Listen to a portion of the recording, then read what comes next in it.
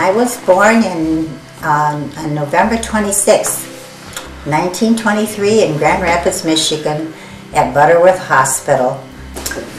My Aunt Selma, who's my father's sister, lived with us from the time I was born and before that. I learned Arabic before I learned English because Aunt Selma couldn't speak English. My mother's name was Carrie Tajir, and she was born in Lebanon, came to this country with her parents when she was just an infant. Dad came to this country and he was about 15. His name was Nicola. And Mother and Dad were so different. I often wondered how they lived together for 64 years. God bless them. But Dad needed Mom, and Mom needed to be needed, and that's how their relationship thrived. Dad was a very strict, morally decent man, and Mom was very loving, always understanding, and she was a wonderful woman. The American Syrian Lebanese Convention, Midwest Convention, was being held in Grand Rapids, so I got involved in the convention and in the works of it, and finally the day of the convention came, and Salem Bashira and myself were in charge of tickets and standing at the door. While Salem and I were at the door, two men came in from Detroit. Their tickets, their name tags read Eddie and David, both from Detroit. So David handed me his ticket and took my hand at the same time and said, "I'll come in if you'll dance with me." And I looked at him and said, "Well, I can't dance with you right now because I'm taking tickets." So anyway, I said, he said, "Will you dance with me later?" And I said, "I promise I will." So as the evening went on, about 11:15, he came back. And he said, I felt his hand on my arm, and he said, "Well, it's time for our dance." And I said, "Well, I've still got 15 minutes. And Salem said, go ahead, there's not going to be that many coming in." At that time, Minerva and Salem came into the bar and said that they were going to be going home at 1 o'clock if I wanted a ride home. So David said, "Well, I want to take her home." So I said, "All right." After that banquet, and when David and Eddie left, his last words were that, "I'm coming down and bringing Yvonne with me. We're going to spend a day with you here." And I said, "Okay, that'll be fine." Anyway, I did write David and tell him to come down, that I would be glad to see him, and Eddie and Yvonne came with him. So we had a wonderful time. It was fall, and we went for a hike through the park, and then we went and had a really nice dinner in downtown Grand Rapids, and then they dropped me off at the store. I told them to drop me off at the store, which they did. So after that, David began coming down, not often because he worked afternoons, but he was started to call and send letters, and we corresponded back and forth.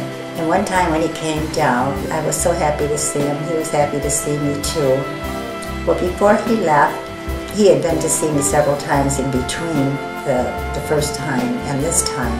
And before he left, he asked me to come up to his hotel room with him. And I thought, well, I've never done that before, but you know, I did go. So I went up to David's room with him to get his things because I was going to take him to the airport, and he picked up a little blue box that was sitting on the table and he handed it to me. I opened the box and it was an engagement, a diamond engagement ring, and he looked at me and said, "Now we can set the date, okay?" And I looked at him and I said, "Yes." And so we hugged each other and both said how much we loved each other. And then I took him to the airport and he left to go back to Detroit. And we got married at the priest's house. And my mother-in-law had a wonderful reception at home for us. We were married on May 17, 1945, and David Jr. was born in December 14th in 1946. David decided he wanted to open up his own little place, and there was a little store on Hurlbut, not too far from Grandma's house on Cadillac, and so he opened up a little meat market there. And on Saturday I would go and help him at the meat market, and Grandma would take care of David. And during that time I became pregnant, and Richard was born in 1949. After Richard was born, of course I did not work, but we were looking for a house because we felt that we couldn't, we only had one bedroom, and Richard was born while we were in that little apartment. So we were looking at places to buy, and we did find a place. David came into the hospital and he told me that he put a deposit on a little house that we had looked at before. And I was so excited to have a yard for the children and a place of our own. And it was really a dream come true. During the time that we lived on State Fair, we had another wonderful son that was born. Mark Allen was born. And then a year before we moved, our youngest son, Kenneth, was born.